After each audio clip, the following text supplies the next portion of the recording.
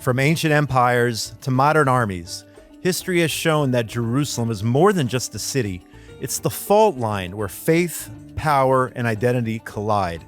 When Hamas launched its brutal attack on October 7th, they called it the Al-Aqsa Flood, a name chosen not for Gaza, but for Jerusalem's holiest site.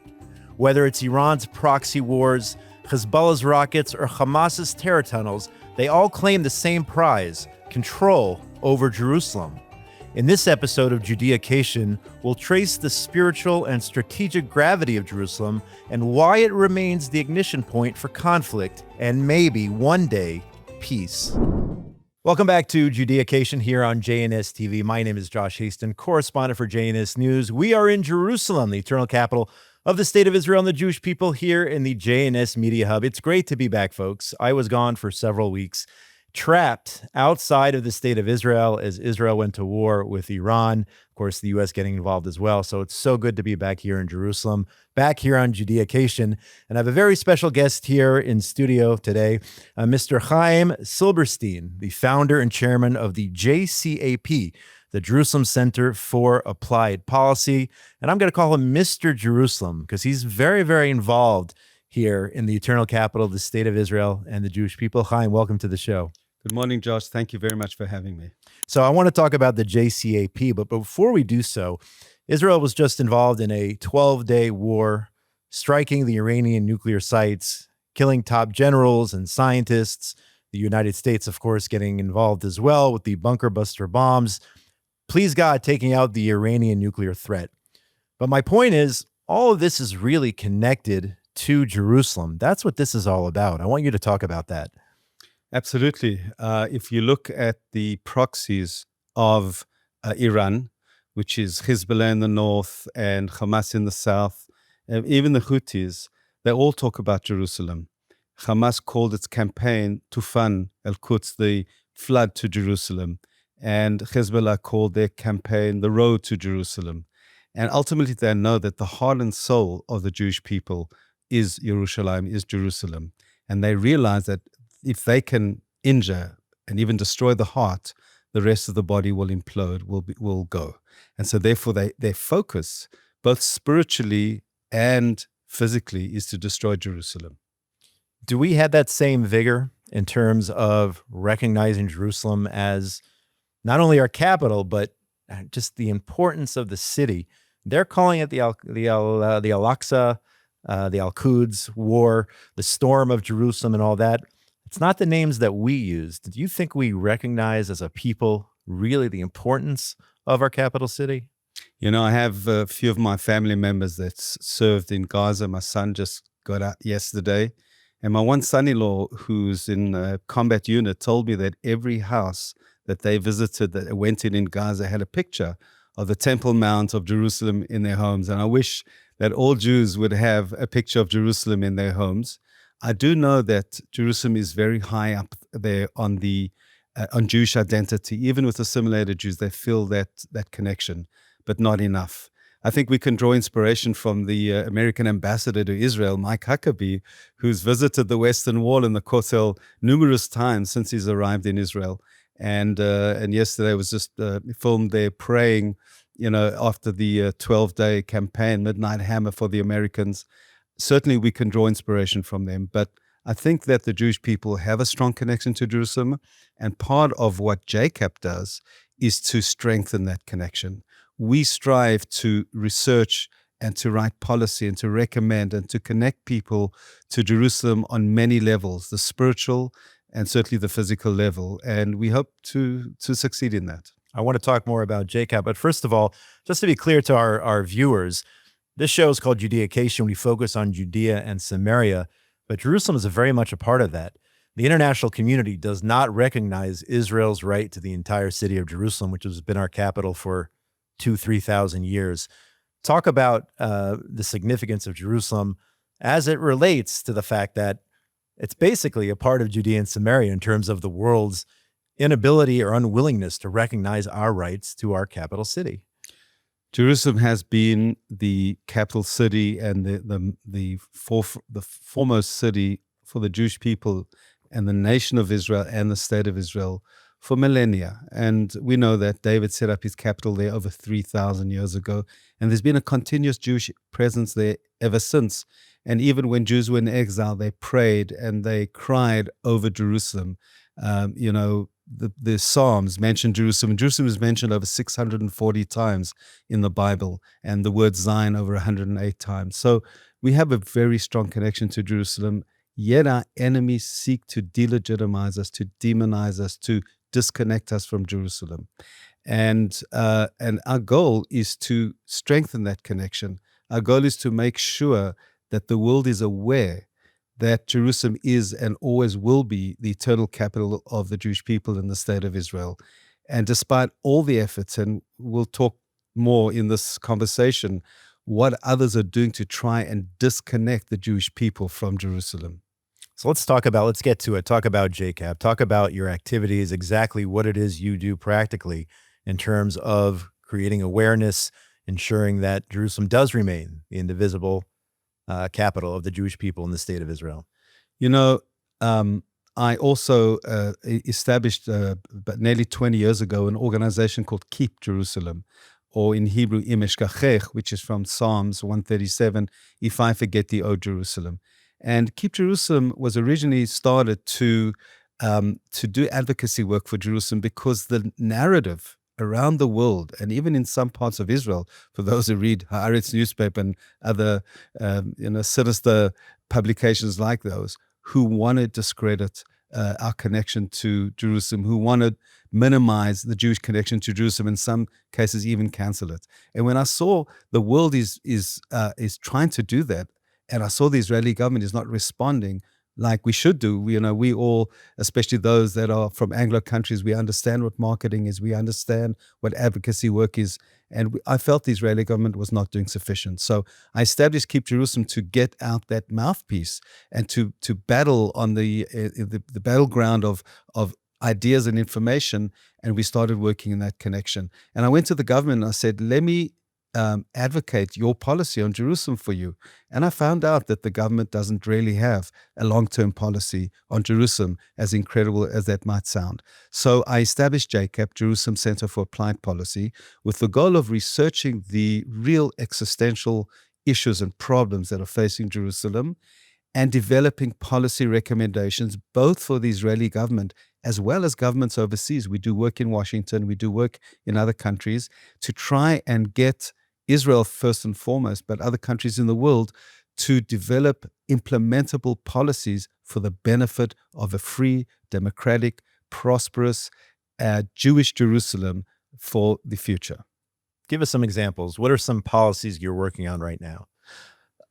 One example, which I'll share with you, is that for those of you that are aware of Jerusalem, we know that it's a mixed city.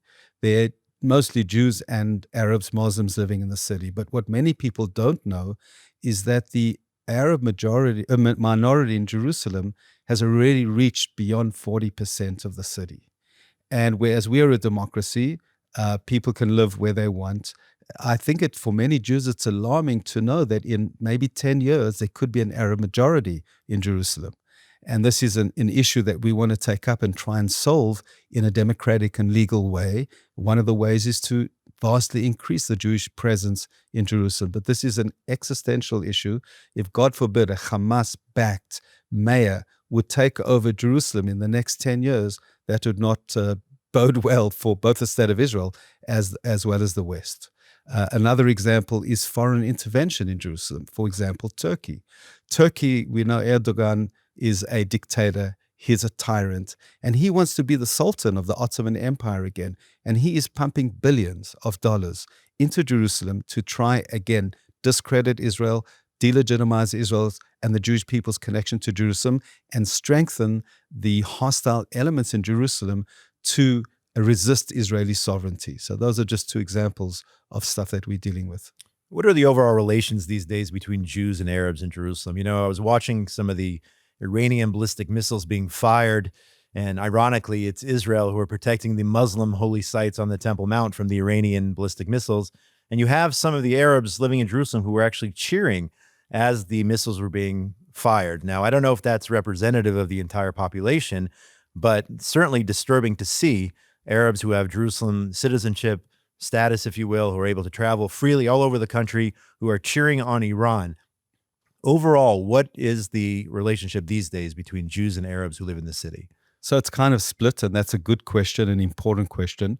Let's look on the positive side, first of all. More than 50,000 Arab Jerusalemites come to Western Jerusalem every day to work. Anybody who's been in a hotel, a hospital, a pharmacy, a construction site in Jerusalem will see that there are Arabs working there, and usually they're peace-seeking. People just want to make an income for their family and live a quiet life. And so therefore, from that point of view, there's a strong sense of coexistence and of Arabs that want to just live well. And they realize that they benefit from the Israeli and Jewish economy. On the other hand, there are nefarious players in Eastern Jerusalem. And this is where JCAP comes in. We monitor them, we research them, we identify them. They are connected to Turkey. They are connected to Qatar. Even Iran has some tentacles reaching Jerusalem, for example, through the Islamic Development Bank, who finances a lot of hostile projects in Jerusalem.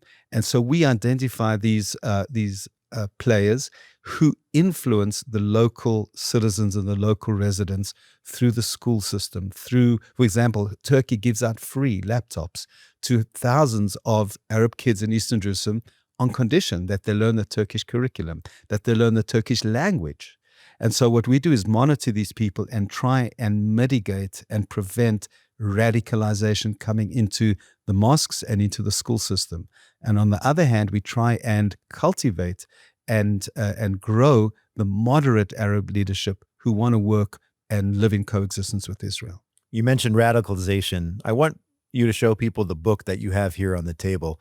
Talk about that book in terms of the radicalization of some of Jerusalem's residents, unfortunately. You can go ahead and pick it up and show it to the viewers. Tell us, what is this book? What is that all about? Why did you bring it in today?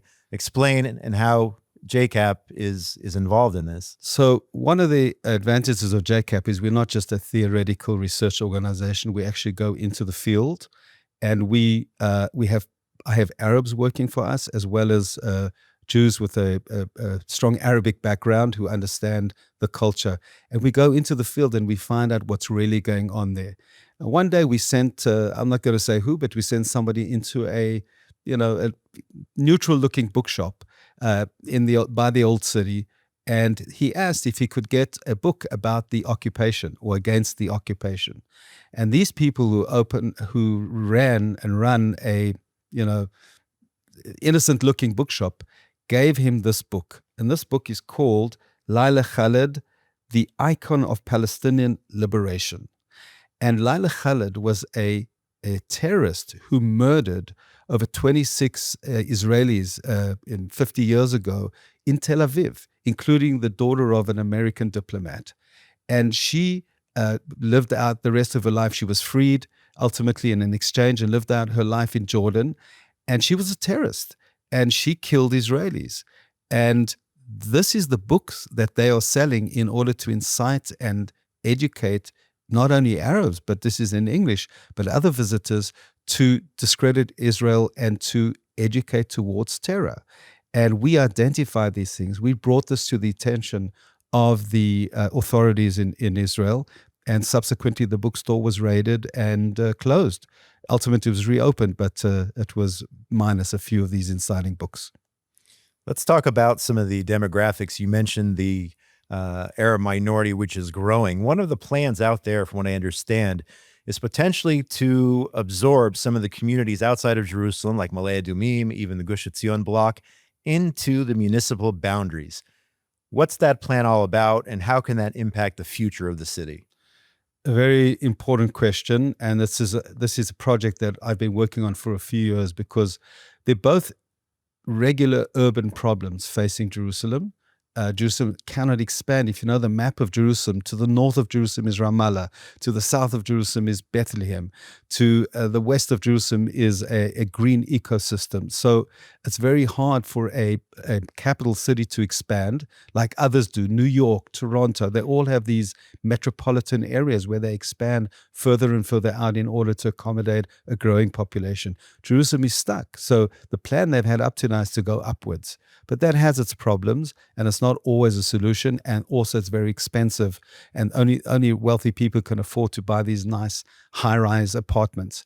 And so what Jacob has come up with, in collaboration with members of Knesset like the current defense minister, Israel Katz, and Dani Luz from the Likud and others, is to figure out a way how we can expand the municipal borders of Jerusalem to outlying areas, to the east to Malei Adumim, in the north to Givat Ze'ev, in the south to include Gush Etzion, and even in the west to incorporate Mevaseret Zion and make Jerusalem greater again. And this greater idea of Jerusalem to increase the metropolis of Jerusalem, and that way we can bring in over 250,000 Jews into Jerusalem and then help improve the demographic status or ratio of Jerusalem, as well as improve many, many urban issues that are problematic in Jerusalem today, whether it's tourism, whether it's commerce, whether it's industry, and certainly affordable housing, which we all know is insane in Jerusalem. So the idea of expanding the municipal borders of Jerusalem is an important one, an existential one for Jerusalem, and we hope in the next year or two to achieve that law. I want to get personal if we can, and I know it's a very sensitive topic, but I know you've been very, very adamant to share on this unfortunate reality. In 2018, your daughter and son-in-law were involved in a terrorist attack, a Hamas terrorist. People think Hamas started on October 7th, and obviously this disproves it. People don't realize or sometimes forget that Hamas has been around for a long time. A Hamas terrorist in a drive-by shooting shot at your daughter and her husband. Your daughter was pregnant at the time. This is December 9th, 2018.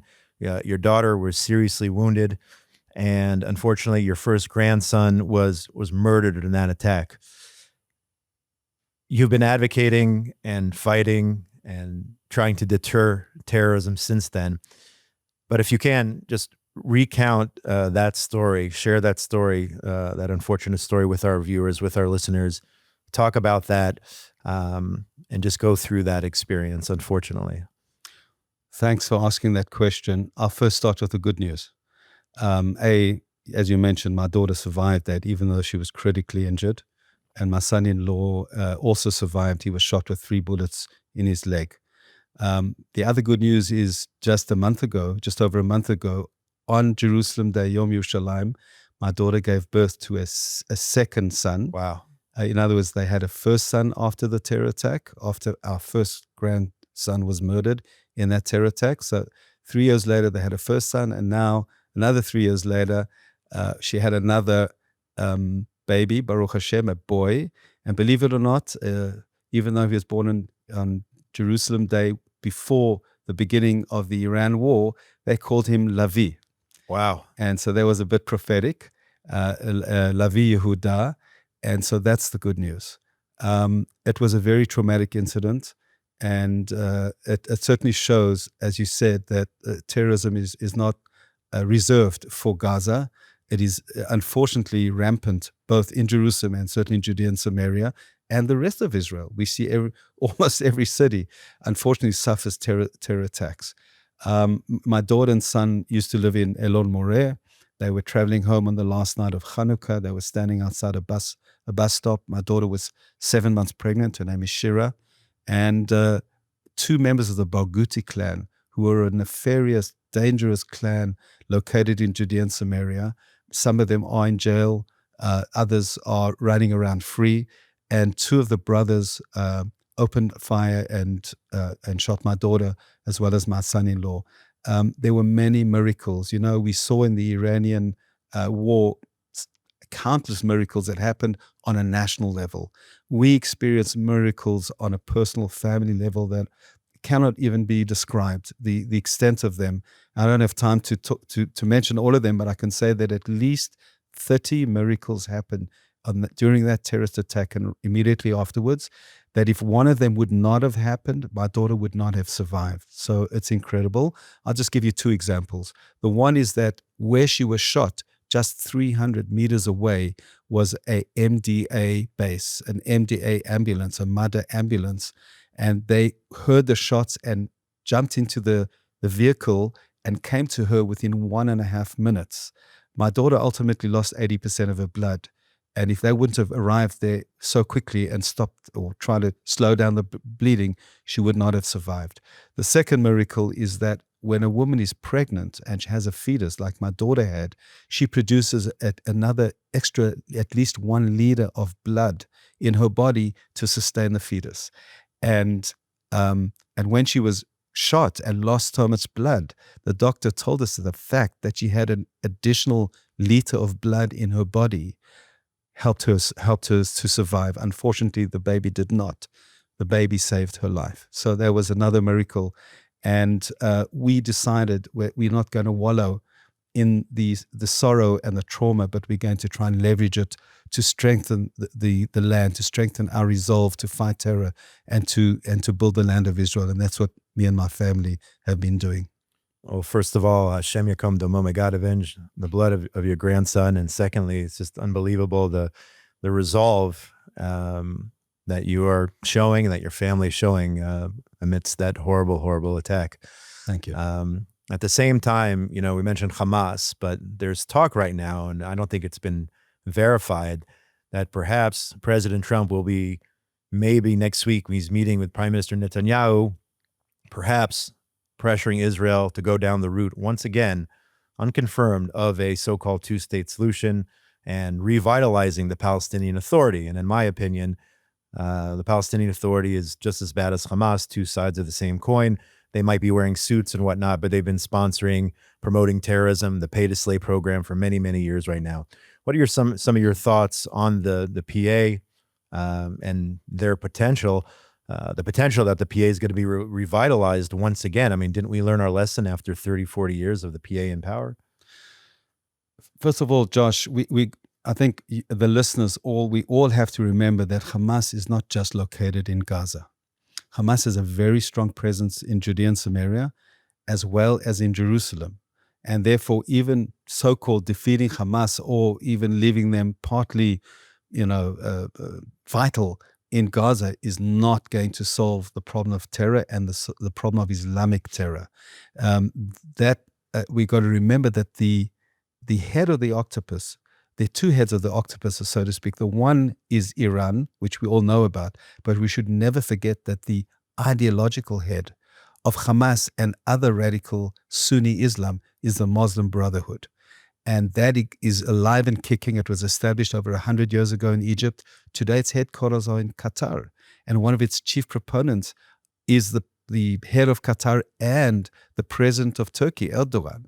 So we got to remember that. And therefore, defeating Hamas on one level will, stop maybe terror emanating from Gaza or diminish it. But I think we're going to see an increase and an uptick in other areas. And the Palestinian Authority are ideologically aligned with Hamas and the other radical Islam organizations in as much as they want to destroy Israel. The difference is that the PA are willing to wait a bit longer. Hamas is more impatient. And so we got to be cognizant of that. And I think a two-state solution is absolutely the wrong message for now. It's a wrong message for any time. But certainly now, after October 7th and after the 12-day war, the Kalavi war, the Rising Lions war, I think the trend needs to be to strengthen Israel and to continue to fight and to obliterate, to use President Trump's words, not just the nuclear facilities, but to obliterate radical Islam and their tentacles. And in my opinion, that's where the focus needs to be now. What are your thoughts just in general now? We are 630 more or less days since the beginning of the war following the October 7th massacre. Where do you think things are in terms of where we're headed? Are you optimistic? We've done so much right now. The Middle East has changed tremendously since October the 7th. We've dealt with Hezbollah, Iran, Syria, but we still have soldiers on the ground in Gaza.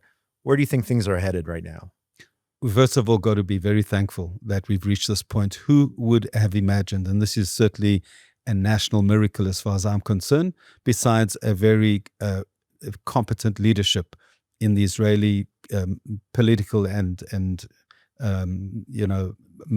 army system, the defense system. At the same time, we need to finish the job. To quote Nikki Haley, and to quote many others, finish the job. And whereas we cannot ultimately finish the job because radical Islam cannot be exterminated in one foul swoop, it's an ongoing project. However, in Gaza, we can definitely break down Hamas's civil leadership there. As well, their military leadership is pretty much done, although there's many thousands of fighters left, but they will only act as individual terrorists and not as an army. But certainly we've got to finish off the job as destroying the civil infrastructure they have there. And as I said, this is part of JCAP's central thrust right now, is to understand that Hamas has duplicated their Gaza model into Jerusalem. What was their model? They took over schools and mosques and civil organizations and medical organizations and sports clubs. And they've taken that model, and that's what they're doing in Jerusalem. Let's not forget that Jerusalem has the highest number of Arabs outside of Gaza. Almost 400,000 Arabs live in Jerusalem, and they are being radicalized. So the work is not being completed. We need to focus on fighting radical Islam in Jerusalem and certainly in Judea and Samaria and beyond. But my suggestion would be, let us understand what is happening. Let us open our eyes. JCAP brings that information, often through JNS editorials, op-eds and information, but elsewhere too. Educate yourself and understand that the battle is not over, but we certainly need to complete this stage. I want people to be able to know how they can find out more about JCAP, but just one last question. You live in Beit El, the holy city of Beit El, just north of Jerusalem, in Judea and Samaria. What's life like in Beit El these days? How are things up there? That's wonderful. I was privileged to be a town council member there for the last 10 years. I just retired recently. And it's a beautiful community. I've lived there for over 40 years, born in South Africa, studied at Hebrew University, and then moved to Beit El many years ago. And we've built up a wonderful community there. Your CEO, Alex Trayman, lived there for a while, as did Yishai Fleischer. I'm sure many know Yishai. So some great people have come out of Beit El and continue to do so. And I recommend to all your audience and your visitors to come and visit this amazing community that goes back all the way to Jacob's dream 3,500 years ago. I have a special place in my heart for Beit El. I used to work there as well. So no, it's truly a beautiful, beautiful place. Chaim, how can people learn more about your important work with JCAP? Mr. Jerusalem, I'm going to call you that. I think you've earned that title. Well, my name is Chaim, so people used to say Chaim Yerushalayim. It rhymes. But nevertheless, I'm just one of the soldiers fighting for Jerusalem. And I highly encourage your audience and your viewers and your listeners to educate yourselves. JNS is a fantastic platform to educate yourselves. And in particular, with regards to Jerusalem, we have a website called jcap.ngo, jcap.ngo, and we have weekly bulletins, weekly intelligence reports that we bring out, monthly policy papers, many articles, spotlights on issues. We just brought out a spotlight on Bishara Bachbach, who happens to be Steve Witkoff's man on the ground, negotiating between United States and Hamas, which we think is very dangerous for America and for Israel. And Bachbach was a man that was born in Jerusalem, and he supports terror, and he supports the Palestinian Authority, and he calls Bibi a baby killer. And so these are the kinds of information that JCAP brings to other people's attention. Visit our website, sign up to our newsletter, and become more educated for Yerushalayim. Thanks so much for coming in. I appreciate it. Chaim Silberstein, founder and chairman of JCAP, the Jerusalem Center for Applied Policy. Thanks so much. Thanks, Josh. Thank you for joining us on this week's edition of Judeacation here on JNS TV. Shout out to the people behind the cameras, Ryan Lifshitz, Yuri Svertsky, Zach Sickerman, Esther Eden, and everyone else here at JNS. Make sure you go to JNS TV for all of this amazing content and programming, and go to jns.org for all the latest breaking news from Israel, the Middle East, and the entire Jewish world. Have a great week, everybody.